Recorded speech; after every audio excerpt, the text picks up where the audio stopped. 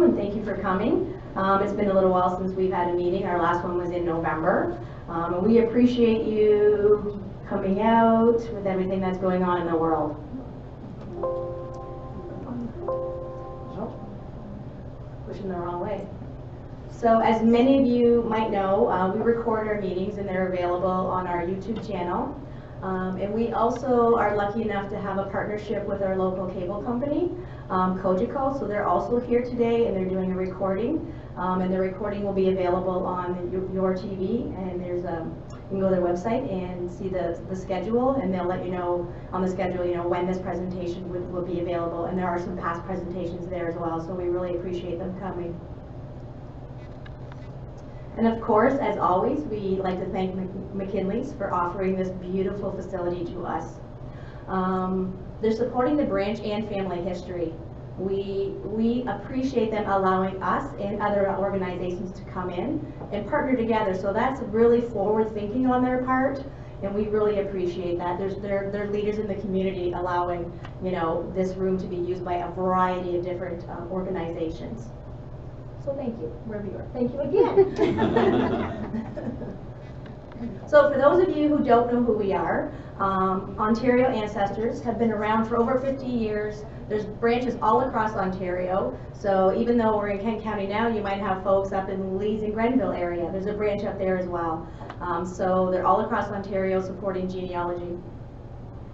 We are the largest genealogy society in Canada, by the way. So there's other ones in Alberta and BC, but Ontario is the largest. And at Kent branch, our focus mainly is helping you do your Kent research. So we have educational programs, which are being put on hold for a few weeks, but unfortunately, we have a fantastic resource library. If you're doing family history, you're going to want to stop in at the Chatham-Kent Public Library. We rent a room from them on the second floor, and that's where our collection is housed. Okay, open from 1 to 5, depending on volunteer availability, but it is a wealth of information there if you've not had the chance to go up there yet. We have a website that you can access. We have a very active Facebook group. I think over 500 people there, and quite often we're posting, we'll be posting tomorrow about the closures and things, but we try to post what's happening, what's new. We purchased a new scanner, we put pictures of the scanner, so it's a good place to kind of keep up to date on what's happening with the branch. So, as I said, we haven't seen you for a few months, so I just thought I'd very briefly tell you a couple of things that we've been doing since November. You might remember that we applied for the Chatham-Kent Community Fund, and we were lucky enough to be receive that grant. So part of that grant was we committed to expanding our seniors program. So we went to several funeral homes in Kent County, and we did a little presentation about who we are and what we love the services, nursing homes, nursing residents. And all of them were so thrilled that they wanted us to come back the next day and talk to the residents more. So we went back and we did a plan. So we've decided that we're going to partner the first time with Hudson Manor, which is in Tilbury. So we are going there once a month. And we're doing, things that are going to encourage communication and talk about their memories, a little bit about their family history, and trying to get their stories down on paper.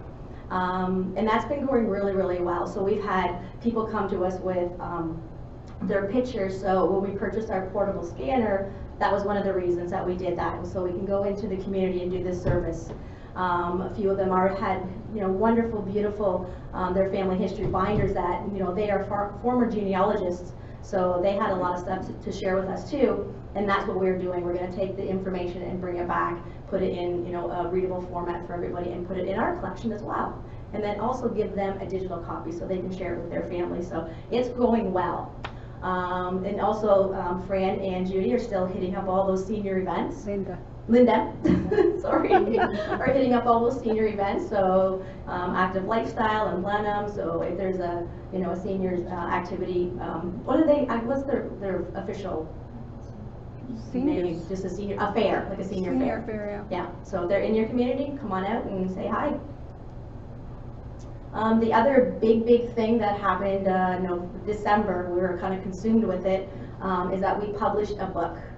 So Chris Carter from down in the Essex area is a local historian there. He was the one that approached us a couple years ago just saying, hey, you know, there's this really rare book in the library. And we had not heard of it, we didn't know what he was talking about. So we went on the search for it. And lo and behold, in the glass case at the Chatham-Kent Public Library, there was this book. And it was published by Reverend Hugh Cowan, who was a horseback minister back in the day. And as he went preaching from town to town, he wrote down things. So he began putting all this stuff together, and I think in 1922, that was when his draft came together. So he did his graph or a markup. I know there's a correct term for when an author does that, they make their markup, and that's as far as it went. It was never published. He ended up passing away. So how Chris knew about it was actually from Reverend Cowan's great-great-grandson knew that this book was somewhere in Kent County. So again, long story short, he approached us to, you know, can we do something with this? And we talked to the library because actually it's their copy. And they're all for it. They said, absolutely, let's get this book out into the public and get it published again. So the whole branch, all the volunteers spent an awful lot of time putting it together, looking for better pictures. And lo and behold, it's ready to be purchased. It's at the ones in our library, so you can look at it. There's a few at the back table there if you want to have a quick look through them. A lot of people have been saying it's the precursor to Romantic Kent. So Romantic Kent is the go-to historian's book, I guess, for Kent County. And I was told that a lot of Victor Lauriston stuff came out of that book. So how true that is, I don't know, but yeah, so it's at the back there if you want to take a browse through. We have only 3 copies left, and then we might do another run. Okay, and they also are available in our library that you can come up and purchase one, or they're available as well at Book Brothers. He has a couple copies there because they have a wider time span that they're open. So, okay, we've had a lot of new stuff added to our collection.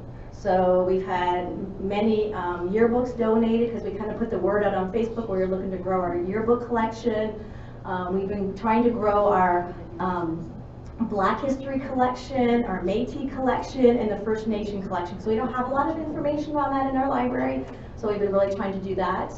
And when we went to Book Brothers to ask them if they would, you know, put our book up for sale, which they take no commission whatsoever, so generous. He pulled that out and said, are you guys interested in things like this? So it was the Branch 28, which is the Chatham Branch Legion history. So I said, absolutely, we don't have to actually take it from you. We would love to scan it and I'll bring it back. And he's like, no, you can have it. He just said, I don't want it going to somebody who's going to stick it in a closet and the public's never going to see it again. So I said, well, I will guarantee you that will not happen with us. We will put it on our shelf. So there's been some things coming in, so if you haven't been up, come and browse and ask us what's new. So there's the portable scanner that we purchased. We've had a lot of really generous people donating in the last 6 months or so, and we purchased the scanner. It's been working well, and we're trying to get trained on it. So if you know somebody who has boxes or binders or things and they're not wanting to haul them to us to scan, have scanner, we'll travel. So pass the word. So we also applied for another summer student, as we've had in the last couple of years. We'll know whether we get that, you know, I think May or June, I think they let us know. And then we've also, we're approached by another student who is in the Native Community Service Worker program, and it's Bob Daly. So he approached us, talked about having maybe a field placement with us as well, and we were very successful in the activities and the tasks and things that we thought that we could accommodate his placement. So it's been going really, really well. Bob is with us tonight if you want to raise your hand. I think probably everybody almost knows Bob. So Bob is also going to, one of his tasks or one of his goals was to do a little bit of education, because we don't know a lot of, you know, researching, you know, Métis or your First Nations. And the interesting thing is, after Bob started his placement with us, we had an email from Alberta. Somebody was looking for Métis information, and we had another email coming in looking for some First Nations things, and another lady walk into the library, And my first response was, I don't know, Bob. So Bob has been gathering information. He's been looking for resources that would fit, that we might want to include into our collection, putting together, you know, a how to do some research, because it's mainly the same way, but then it kind of veers off, and there's some definite steps that you need to, and some information you need to know if you're going to do some First Nations research. So unfortunately, we were going to have Bob do a presentation for us next Saturday, and the sign-up sheet is still there, so if you are interested, we're going to have Bob do a presentation that's about researching First Nations and Métis. Okay, so if that's something of interest, either email the branch. We will reschedule. We're not just going to cancel it, we're going to reschedule it. Okay, this was going to be my slide about what's coming up, but hopefully these events get rescheduled. I know ours will get rescheduled and pushed back maybe a month, so hopefully the Historical Society will also have Fred back in so that he can do his presentation as well. And then hopefully nothing's going to happen in April, and we're able to get back to things, but in April 17th, Sheila Hewitt, who's with the Lambton branch, she's done some research using wills and census records and how to she will tell us how to add it better to your tree to make your tree a little fuller, and how to access those things and what to do with them. So hopefully we can see you in April. And then of course the conference is in June in Hamilton. Wonderful place to learn, connect, get resources. So if you haven't been to conference, it's actually one of the better places to go and connect. It's a one-stop shop. And even if you don't actually attend the conference part, the marketplace is open, and there are vendors, you know, family tree makers there, Ancestry, MyHeritage, Family Search. A lot of the branches are there, the archives are there, and it's open and free to the public. So you could just shoot down for the day, go and visit the marketplace, and then come home. Okay? And I'm sure there's lots of information going to be coming down the pipes on that too. So since it is March, we sort of have to do our yearly kind of touch base with everybody, and we're just going to do a wee bit of business since it's March. The 2019 Kent Branch annual report and the 2020 proposed budget, for those who are members of the branch, they are going to be placed in the members only so that you can have access and review them. Okay?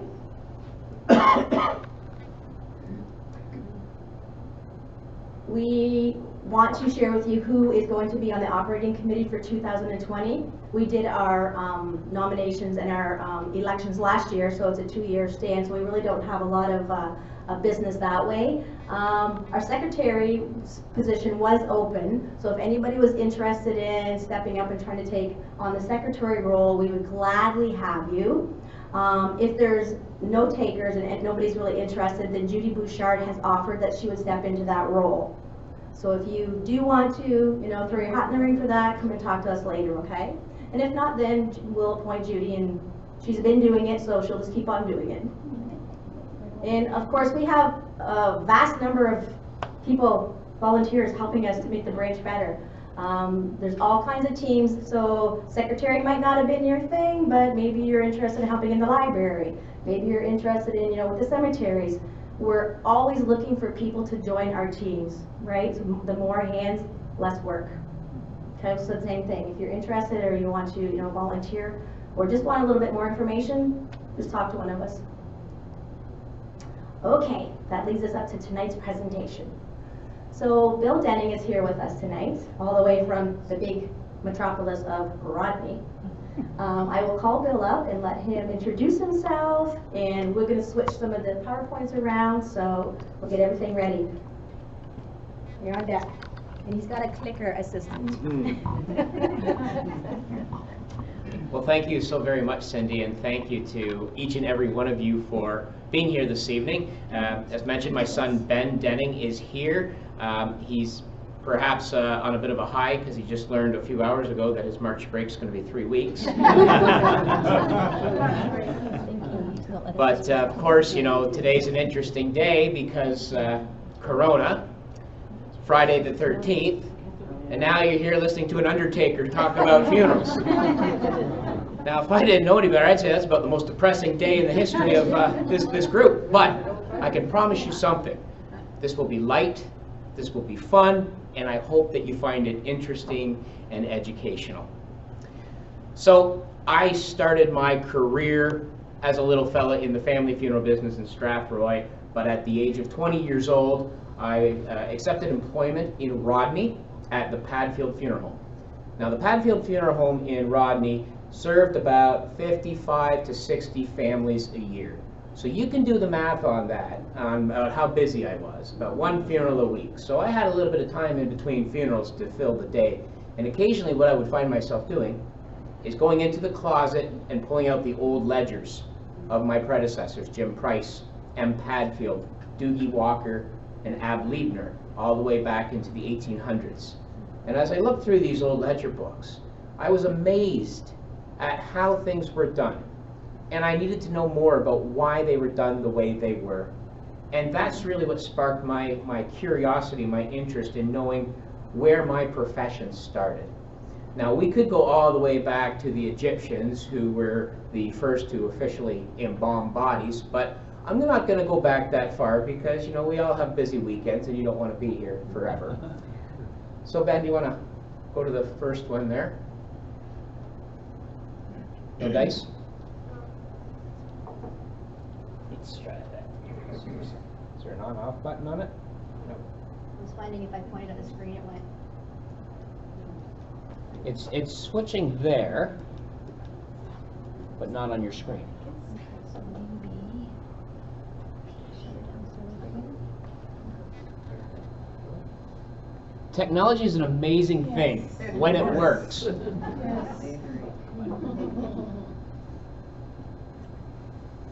While we're waiting for it to start, I have a couple quick questions for you. I'll start by saying that a lot of our customs in here in North America came with us when we immigrated from Europe. And one thing that people were terrified of in England in the 1700s was being buried alive. Do you know why people were so afraid of that? Because it happened. You know, in the early days when somebody would pass away, let's say in 1794 in England, the doctor would be summoned to the home, and one of the ways that they would check for death is they put a glass of water on the person's chest. And if it rippled, they were still alive. If there was no ripple, you got them in the grave real quick because you wanted to prevent the spread of disease. Now, fast forward later on that night, the grave robber shows up at the cemetery. Now, the grave robber had two interests. Number one was valuables and jewelry. The other interest was exhuming bodies for medical science, because in those days it was considered unchristian to donate your body to science. So medical schools and doctors would pay grave robbers to pull them up. Now, they'd open up the lid of the casket and be shocked to see scratch marks. So this terrified people, as you can imagine, and they came up with all sorts of different ideas and ways to prevent that from happening. One of them being they would bury the coffin in the ground and they would put a piece of pipe down through the earth into the coffin with a piece of string that would go through the copper pipe wrapped around the person's finger. So if they did wake up, on the other end of that pipe was a bell.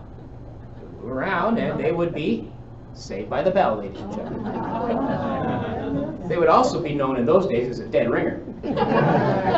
And the person who would be hired to stay out all night at the cemetery to listen for that bell to ring, well, ladies and gentlemen, that was the first graveyard shift. Thank you very much.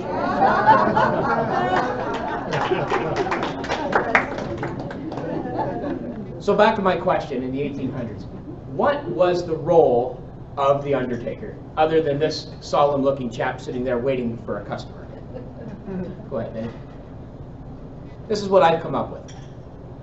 The role of the undertaker in the 1800s: to transfer the fallen away from the place of demise, assist with the preparations and planning for rites or ceremony, while observing a consistent high level of respect and dignity for the deceased and their family, knowing that if this task is accomplished gently and proficiently, the result will be beneficial to the grieving process.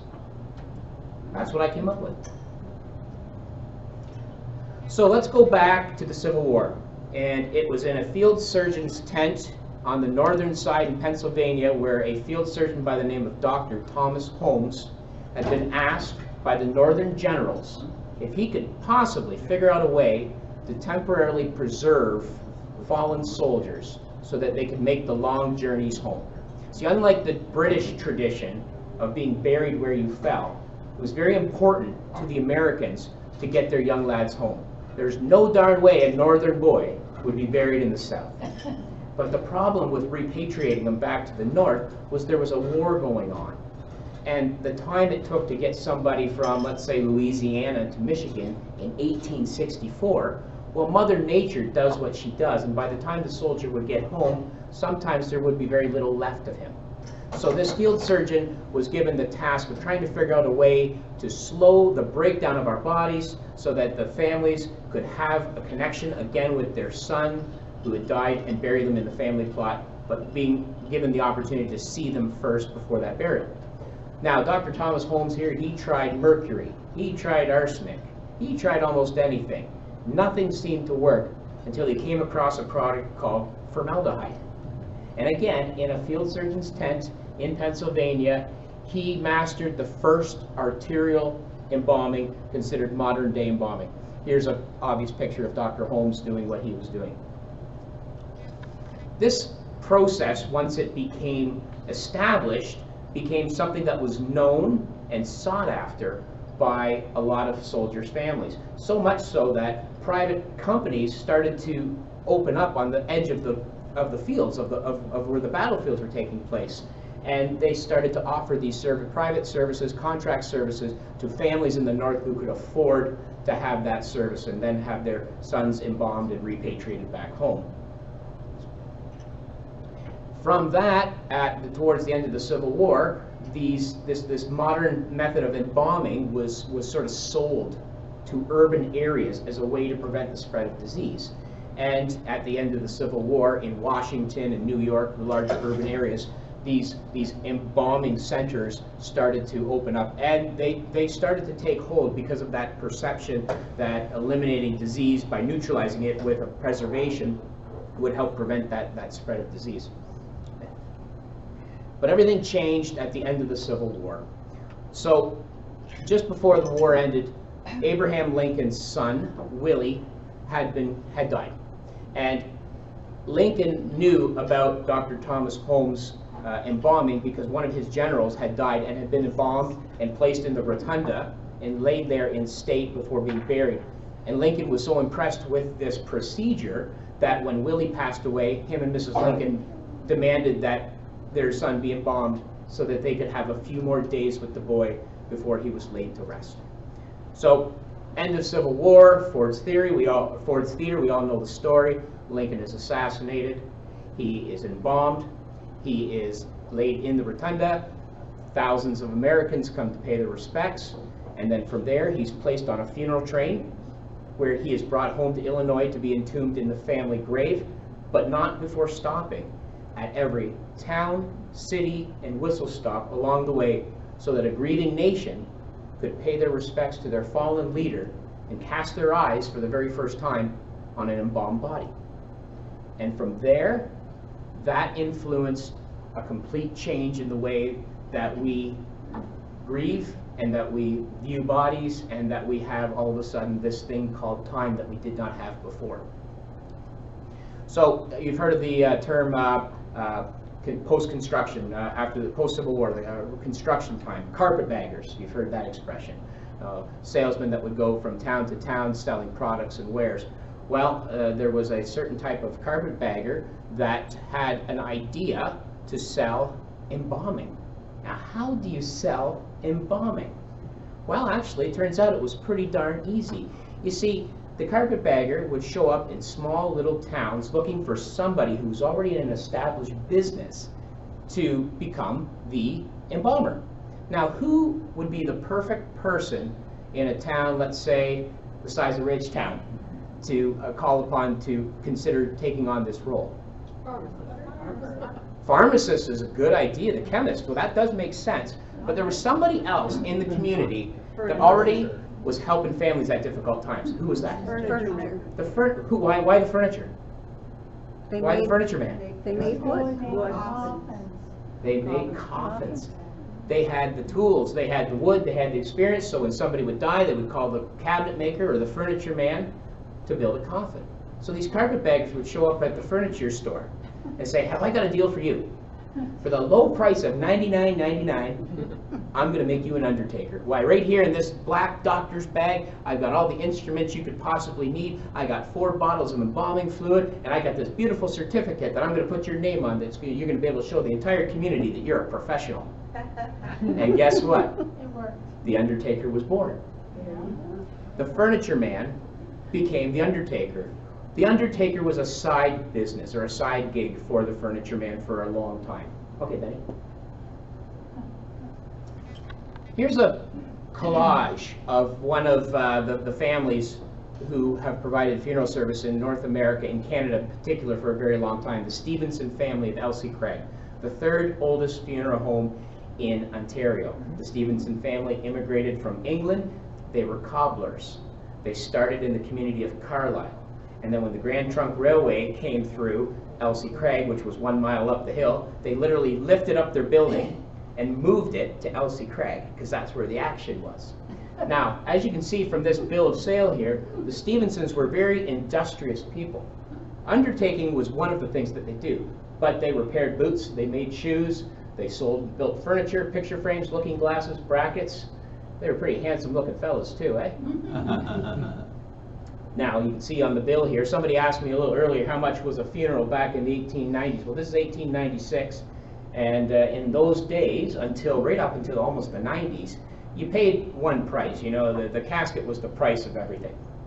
Up until the 90s, funeral directors were salespeople of commodities.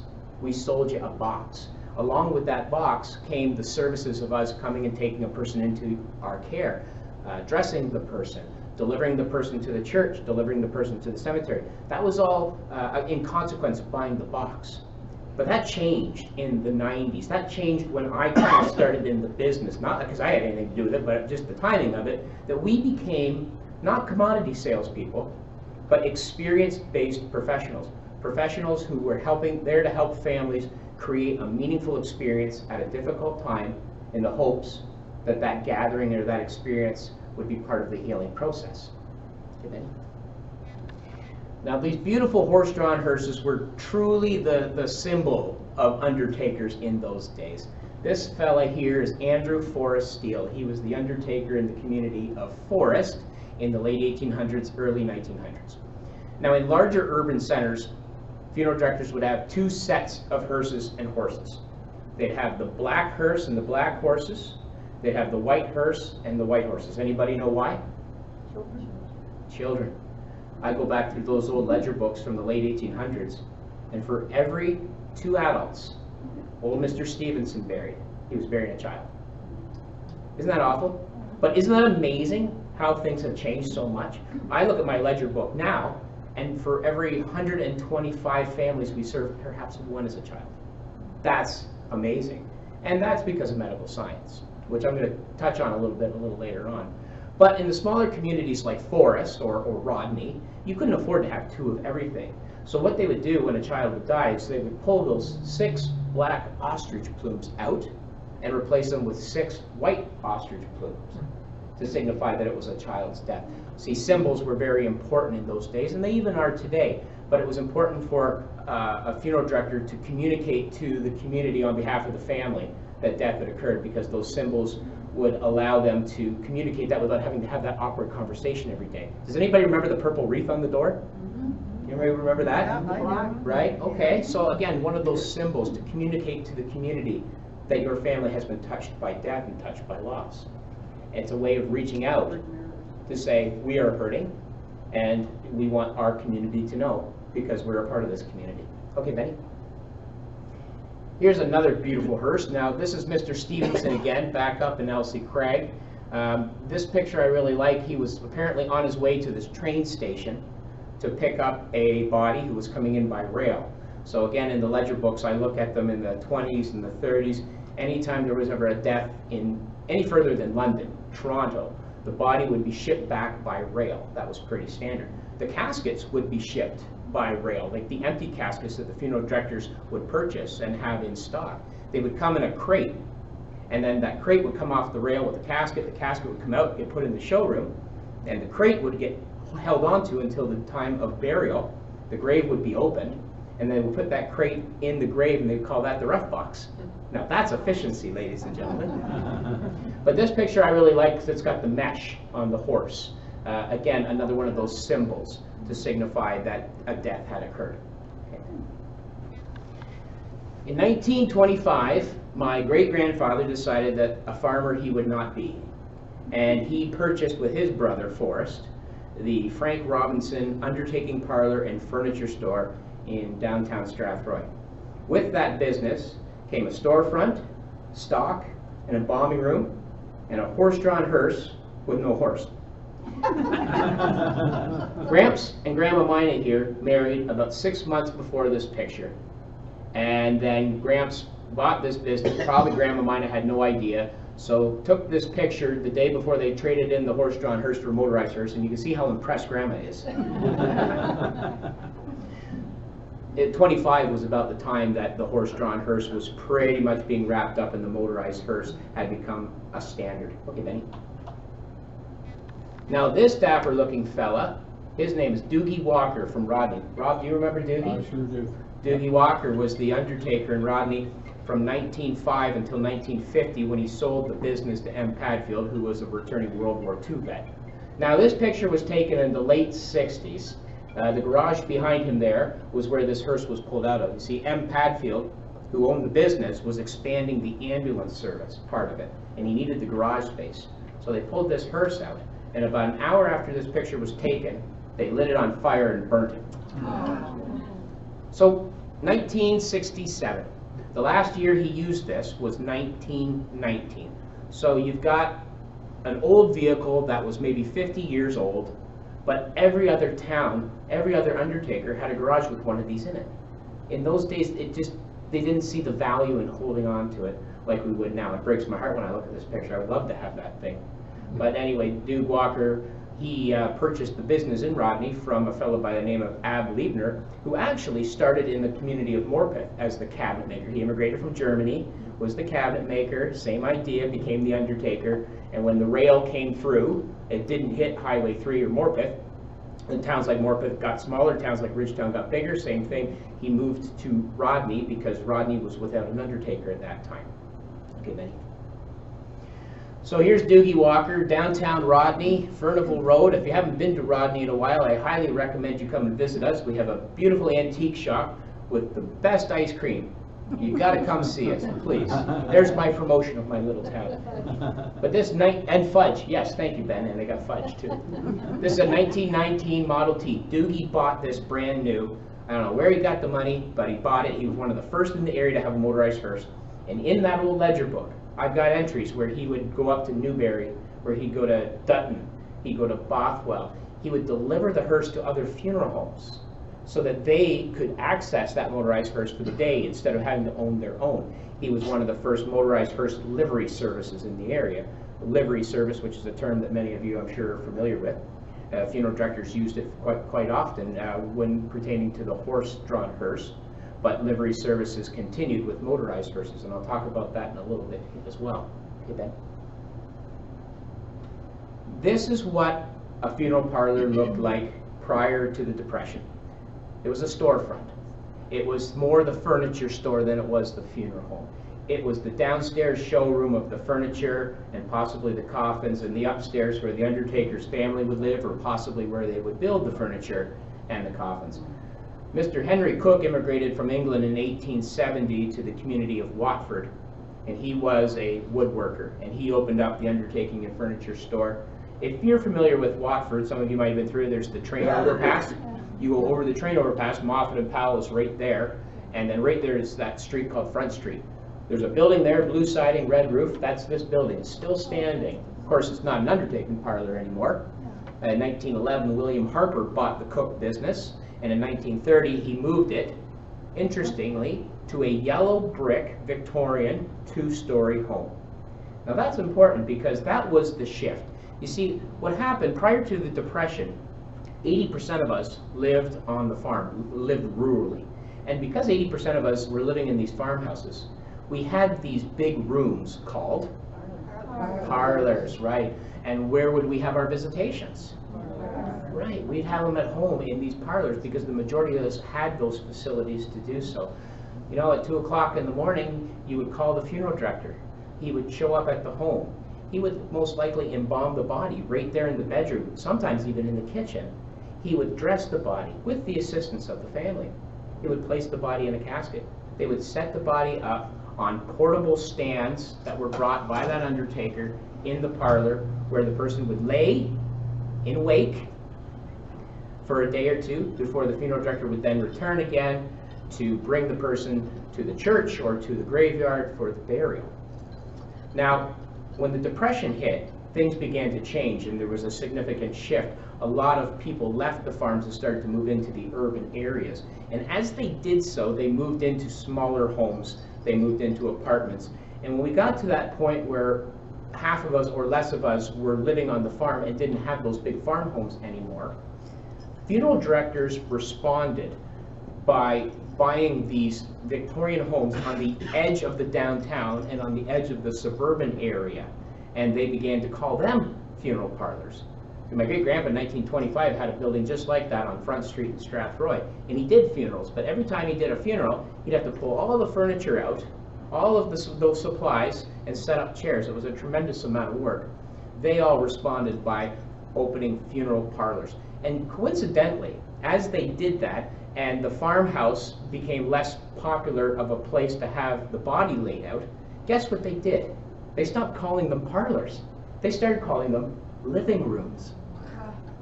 And that's why we call them living rooms. Get away from that whole parlor concept. Okay, Benny? Here's another example of one of those Victorian-style homes that was converted into a funeral home. In 1936, my great-grandfather Basil got out of the furniture business so that he could focus more on the funeral business and the growing ambulance service that he had operated for the previous 10 years. This home here on 32 Metcalf Street in Strathroy is the home where my grandfather grew up, where my dad grew up, and where I grew up. That was my bedroom right up there at the top left-hand corner. The building's still there, but it doesn't look anything like that anymore. But this picture was taken shortly after Gramps bought this place. He bought it because of that whole concept of having the parlor. See this bay window right here? He bought it because Grandma always wanted a bay window. But unfortunately, that's where the casket went for 80 years. She nearly not ever got to enjoy it. But it also had a garage out back. A garage where he could park his hearse, his lead car, and his ambulance. So the garage space was really what sold the place for him. This advertisement Gramps put in the newspaper in 1929, and it was a very specific advertisement. So here he's saying, I do ambulance and I do funeral, but I promise you, I've got a vehicle for each.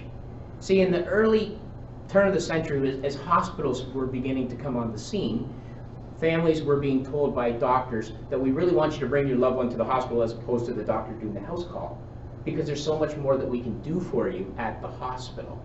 Problem was, especially in small towns, how do you get that sick person to the hospital? Well, who's in town has the vehicle long enough that somebody can lay down in? Well, the undertaker. Of course, you know, if you wake up halfway to the hospital in the back of a hearse, that might be the end of you. And I think that might have happened because funeral directors responded by purchasing and investing in special purpose ambulances. So this advertisement is my grandpa saying, don't worry, I got both. I'm not going to put you in the back of the hearse unless you're dead. Okay? This is a 1929 Essex sedan. This was my great-grandfather's very first ambulance. Courtesy of Strathroy Museum, they found me this picture, and I'm indebted to them because it's such a beautiful quality. You can see it was a side loader. See the stretcher right there? Not a whole lot of room. Basically enough room for Gramps to have his hand on one wheel and his other hand patting the person's leg going, there, there, there, there. Because in those days, ambulance service was very different than it is now. In those days, the mandate was get there fast, get them in, get them to the hospital. There was no dilly-dally. Paramedics of today, it's very different. They get there fast, they stabilize, and then they transport. But the only responsibility in those days for the paramedic was just to scoop them up, try to stop the bleeding if you could, and get them to the hospital. So the year that my great-grandpa went out of the furniture business to focus on the ambulance service, he had a blowout sale. So I found these advertisements, and you'll get a kick out of the prices. So this is 1936. But really, I really like about this advertisement, my grandpa was a pretty funny guy. He had a good sense of humor, and I have to think that maybe this was part of it. So look at the top line of the big ad. You'll be needing new bed equipment this spring. So what exactly was he suggesting? And at the bottom, Denning Brothers, you know the place. Now, if I use that as my ad for my funeral home today, I don't think it would go over very well. So here's two generations of my family. The handsome-looking fellow on the left is my great-grandfather Basil, who started the business in 1925 and was a funeral director for 70 years. That's him sitting there with his first hearse back in 1925. Next to him is my grandfather Bill Sr. He was a funeral director for 65 years. Not that it was a competition or anything, but he didn't quite make it as far as Grandpa. But Grandpa Bill was a very interesting fella. He became a funeral director in '49. But during the war, at the tail end of World War II, 1945, my great-grandfather Basil was having a hard time getting people to help in the funeral home and the ambulance service because so many Canadians were overseas at war. So he wrote a letter to the provincial government asking for special dispensation so that his 15-year-old son Bill could have a driver's license, a chauffeur's license, so that he could drive the ambulance. He was granted that, and at 15 years old, Grandpa Bill began driving ambulance, began his career. At 65 years old, 50 years later, he was forced to retire because a paramedic can't work past 65. He would have kept going. I even got to work one shift with him in the ambulance, which was pretty hilarious if you can imagine a paramedic driving the ambulance with a cigar hanging out of his mouth. Of course, that's 25 years ago. Anyway, shortly after he retired, he got a letter from Rideau Hall inviting him to come up to Ottawa for an award. They were having this exemplary service award ceremony. So there was all these old paramedics there, and they had all the people with 30 years experience stand up, and they came up and received their medal. Then they had the ones with 40 years, and a handful stood up and got their medal. And then 45, 2 guys, and then the 50. And my Grandpa Bill stands up, he's the only one. And the Governor General at the time, he said, this is the only time we've ever given this award out to anybody. You're the only Canadian in history to get it. And quite possibly, likely, will never be another one because you really can't start your career driving an ambulance at 15 anymore. But my grandpa was a very modest guy. I'm very proud of his accomplishments, even though he really didn't think anything of it. All of those years of my grandfather and my father running ambulance service and funeral service on call 24 hours a day, 7 days a week is pretty incredible. Another big change happened in the late 60s. I think it was 1968. The provincial government set out a new set of standards for ambulance service. So if you were going to continue providing ambulance service to your community, you had to get a little more education. You had to invest in new equipment. You remember those days, Rob? So a lot of old timers at that time were not interested in making that investment in new equipment. They weren't interested in going back to school. So a lot of small town ambulance services that were associated with funeral homes began to drop off. So Benny? Oh, you can go back for a sec. I'm going to just finish my thought on this. So a lot of them got out of it, but my uncle was very dedicated to the ambulance service. He was only in his 40s. He made the investment, kept the ambulance service going. That was really important to them. And actually, we continued in the ambulance service, operating it until the 2012, 2013, which meant that my family had operated ambulance service in Middlesex County for 75 years. Thanks, Ben. So I mentioned about the livery service with the hearses. So after World War II, a fellow by the name of Doogie Walker. Anybody heard of Pollock Truck Leasing? It was a pretty big name out London, Strathroy way. Well, he had all sorts of side hustles. One of the side hustles he had was a hearse dealership called Superior Hearse.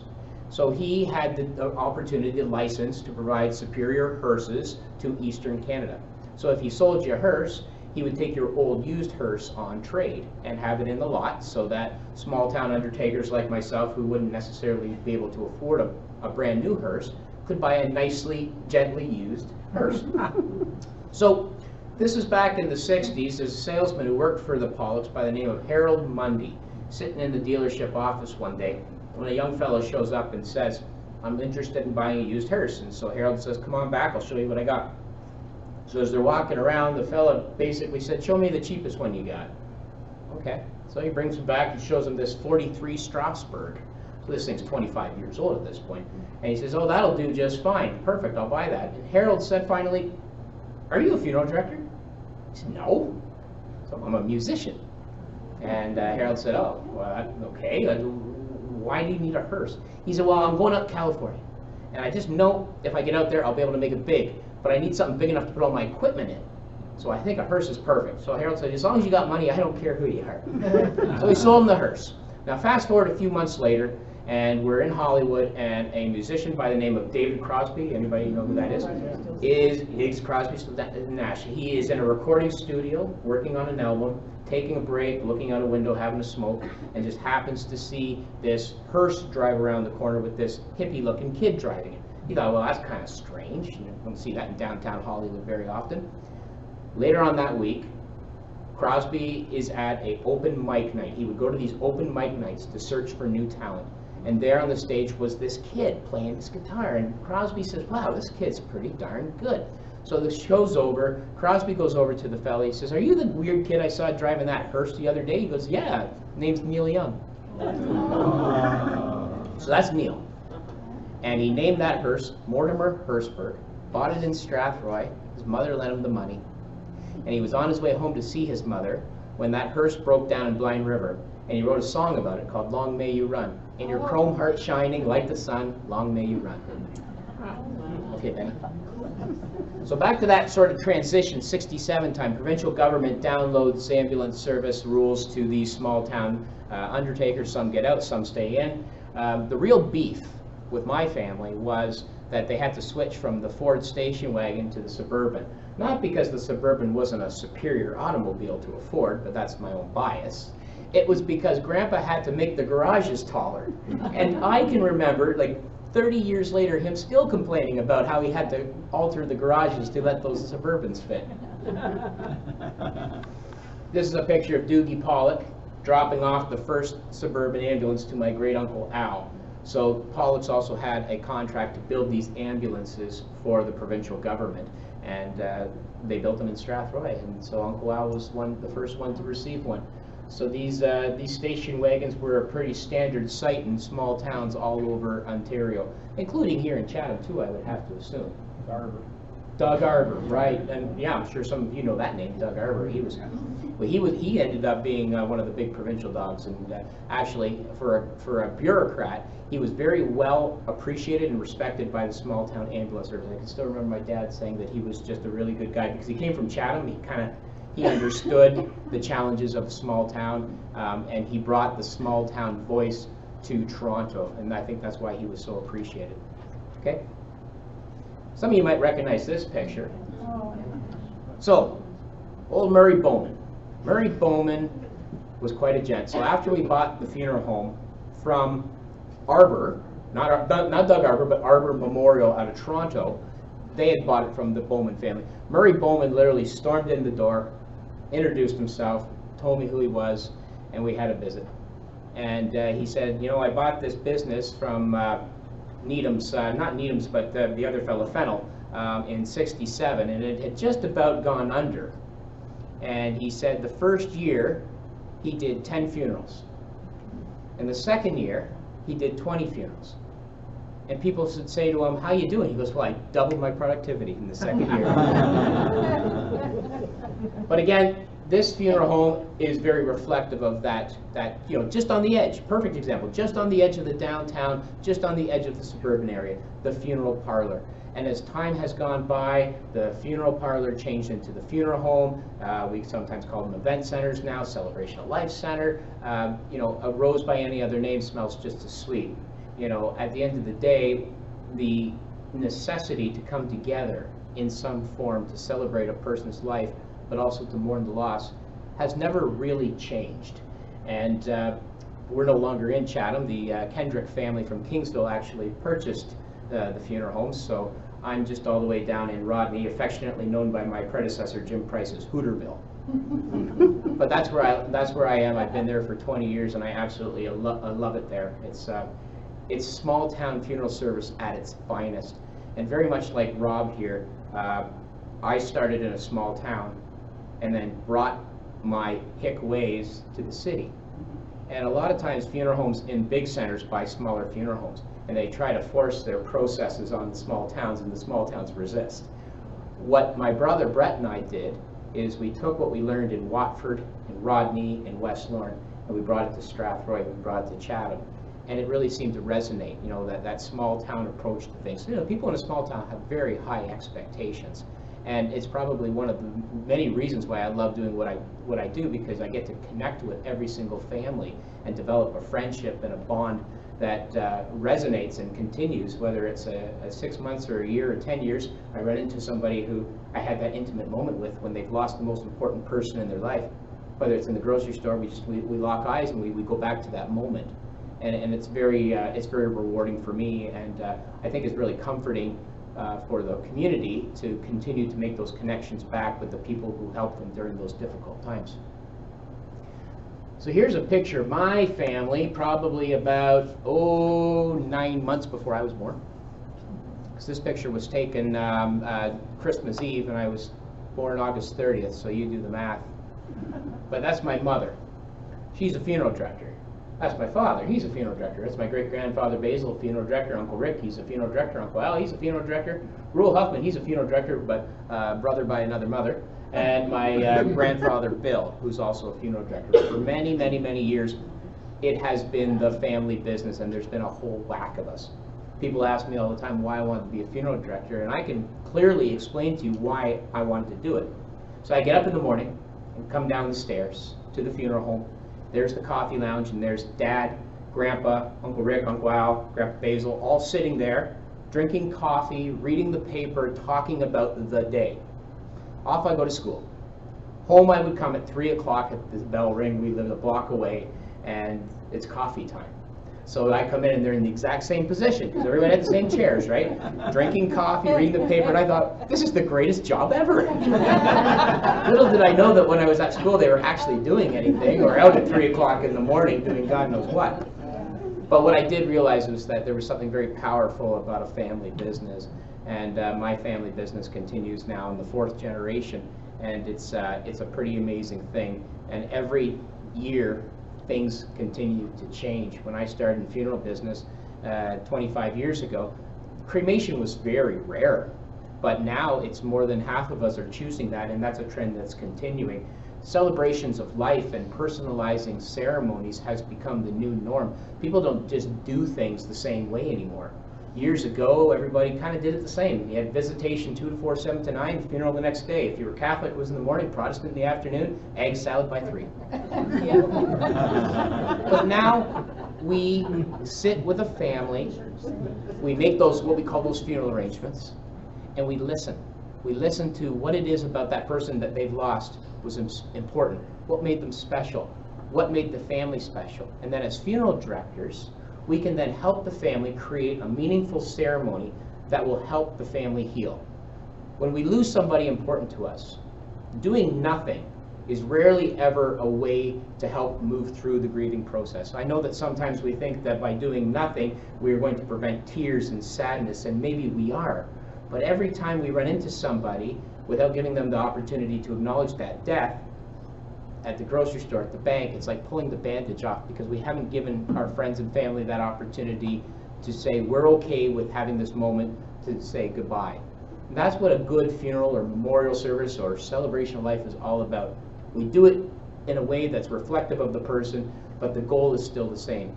Helping families and friends come together to support one another, helping families realize that it's not just them that has the responsibility to remember a person, that an entire community shares that responsibility. And what a powerful feeling that is when the dust settles after the visitation or the funeral, when the family sits back and reflects on what has transpired and realizes that there are so many people that loved that person that they loved. And that's all about that healing journey. Okay, Benny? Now, I said things have changed. You wouldn't have seen this 25 years ago. Old Mr. Barnes spent his retirement restoring his father's M.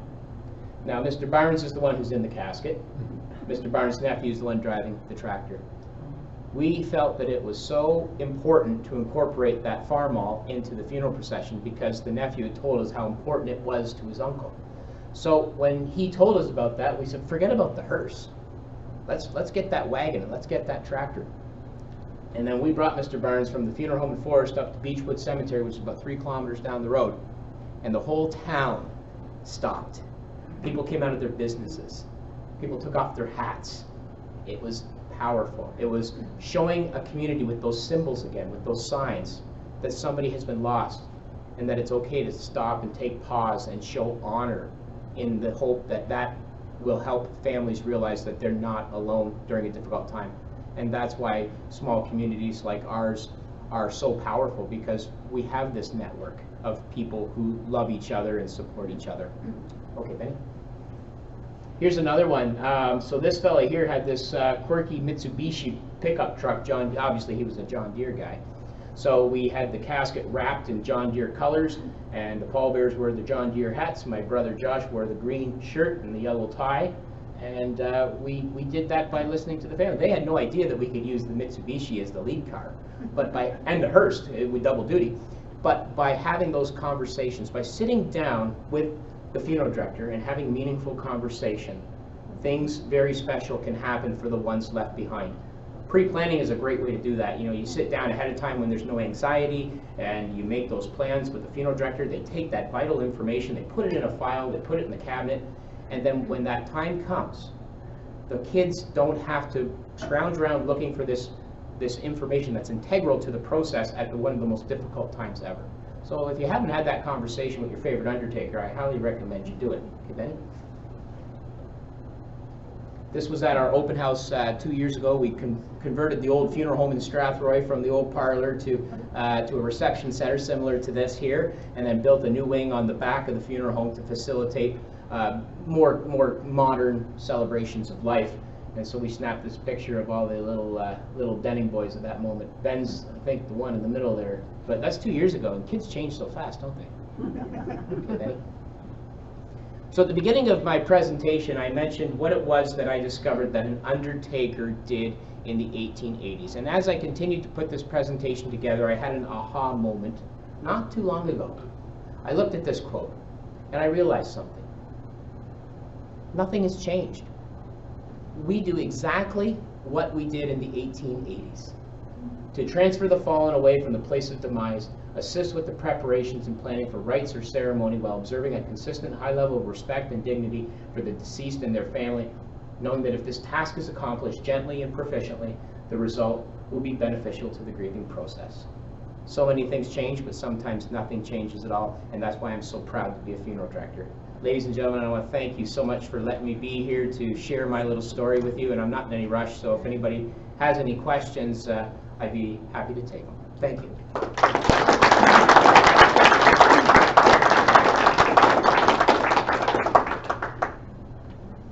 Yes. Because in my family, we still do the laying out at home. Yes. The first time you call a funeral home for that, the first question is, how wide is your front door? I knew you were going to say that, because that's the first thing I would say. Yeah. When did the size of front doors stop being wide enough for... This is I'm so glad you brought this up. This is fantastic. Okay, so the old century home on the farm, like imagine being in one of the real old stately ones where the parlor was. You might even notice that there's a spot where there used to be an odd-shaped door that got bricked in. It was a wider door, wider than other doors, okay? It was about 40 inches wide, and that was built so that they could get coffins in and out. And you know what that door was? That was death's door, ladies and gentlemen. If you were at death's door, you were at death's door. Now, of course, coffins were made a little more narrow, and partly because, you know, so that they could be brought into more awkward areas. We've had to take trim off before to bring a coffin into a house, or a casket into a house. Where there's a will, there's a way. If that's what the family wants, we'll do our darndest to make it work. And we've done a few home visitations. We serve a Kettle Point community up near Forest, and they almost always insist on a home visitation. We've had some new Canadian Dutch families that have felt that it's important to have the home visitation. So if it can happen, we're happy to do it. We do visitations for families at churches, at halls, at legions. Why not the family home? You know, if that's what it is that's going to make that experience more personal for a family, that's great. That's what it's all about. Yes? Can you go back to the picture of the Bowman Funeral Home? Sure.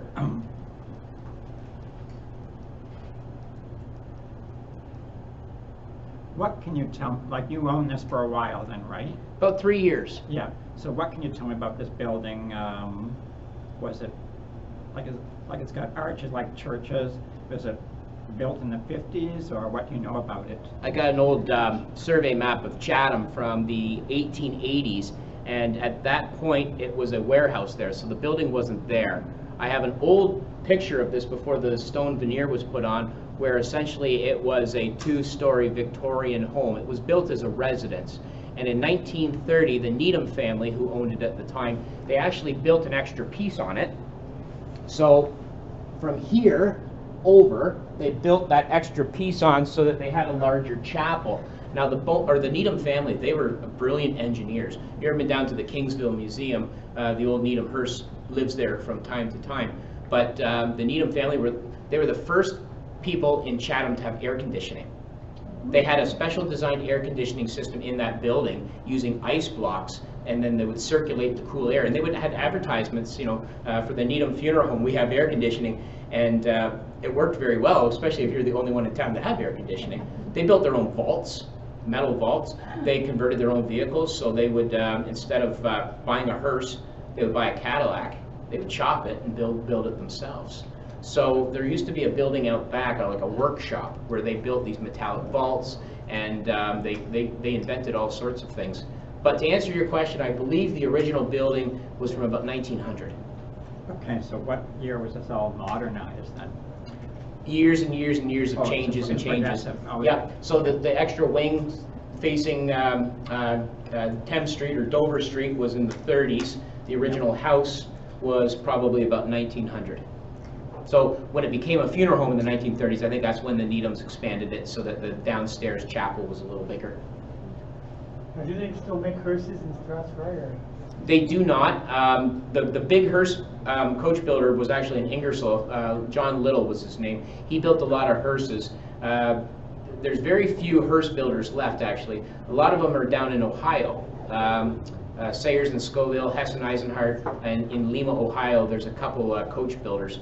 But you can imagine that there's not as many hearses being built as there once was. Anybody have any idea how much a brand new hearse costs? 100,000? Keep going, keep going. 200? No, not 200, no, about 110, 120 for a brand new state-of-the-art Butte. But I wouldn't know because I've never bought one. I buy used. Yes? But aren't the funeral homes sharing their hearses now too? Yes, some are. So down in Wallaceburg, the Nichols Funeral Home, Scotty Bird owns it. I went to funeral school with him. He has a hearse rental service. So for some of the smaller funeral homes, it just makes sense to call Scotty and say, I got a funeral on Friday at 11 o'clock, and have a hearse and a driver show up at 9 o'clock, provide the service, and go home. Now some of the larger funeral homes who maybe can justify having their own hearse have one in the garage. But there are a lot more funeral homes that are doing that sharing approach to things. One of the sharing approaches that a lot of funeral homes do is cremation. So about 10 years ago, a lot of us funeral homes got together and said, you know, this cremation thing is growing, and yet we are contracting out this really important part of our business to other people.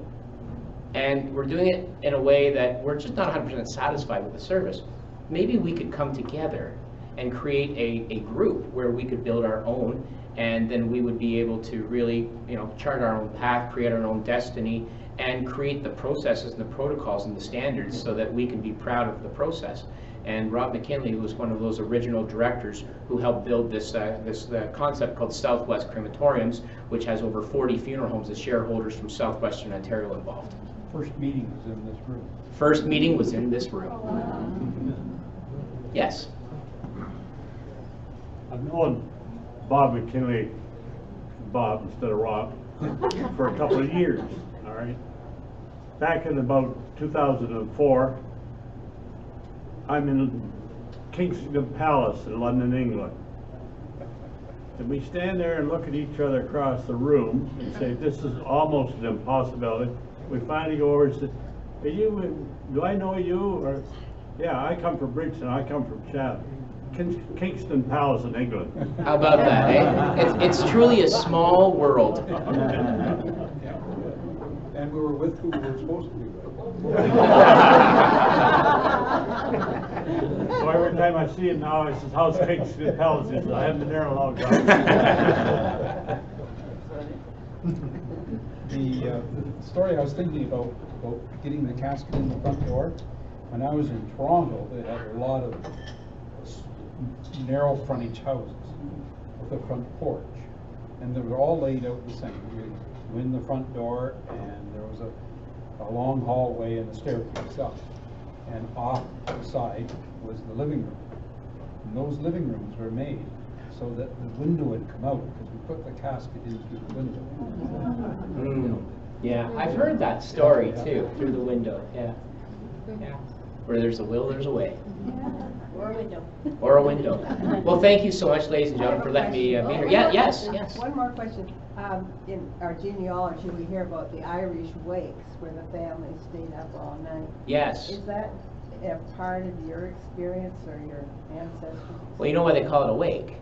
Yeah, they stayed awake all night. Somebody did. Well, they would stay up with the body and see if they would wake up.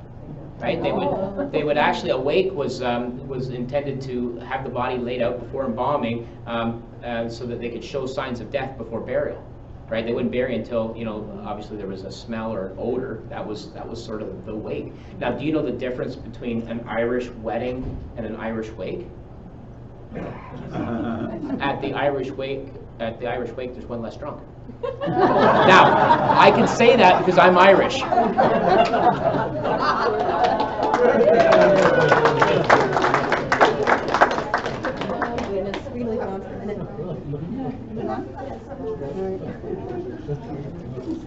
Now that was fun. We have a small token for you. We just want to say thank you very much for coming. We truly appreciate it. Thank you. That was wonderful. Thank you so very much. much. Yeah, thanks. Also tonight we have Steve Fulton, who's the president of the Ontario Genealogical Society. So I just wanted him to come up just so he could say hi. I don't know if everybody knows him or not, so I'll give him a. Yep, everybody's waving at you. So you're Steve. All right, thank you. Uh-huh. Well, thank you very much. This was excellent. This is the second time I've sat through a presentation. We're from Niagara, so Ernie Morgan from Morris & Sons. Phenomenal. You guys you have a sense of humor that is amazing in dealing with this. But I just wanted to share, my wife and I and a team were down at Roots Tech down in Salt Lake City just in the last couple weeks. We're clear, just so not everybody goes running out the door at this exact moment. But our society just recently received what was called an Unsung Heroes Award. And I use the Kent branch as an example with their new digitization, with their new scanner. Our society received this award based on the work that we are doing in digitization, in our cloud storage, and that kind of stuff. Your support to support these boots on the ground so we could digitize records and make them available, because doing our genealogy is part of our job, and we do it for our personal selves. But just think of the genealogy that you're doing for your third or fourth great grandchild. It is a gift that just keeps on giving, that you can pass that down. So you do genealogy for yourself. I wish I could. But do genealogy for yourself, but then do genealogy. And by doing that, you support the local boots on the ground, and that we can continue to do this and pass our heritage and pass our history to the younger ones. So thank you for your support. Thanks for this branch, for the efforts you do, and we continue to carry this message across Ontario, and you guys are a great example for that. So have a great night, and thanks for coming.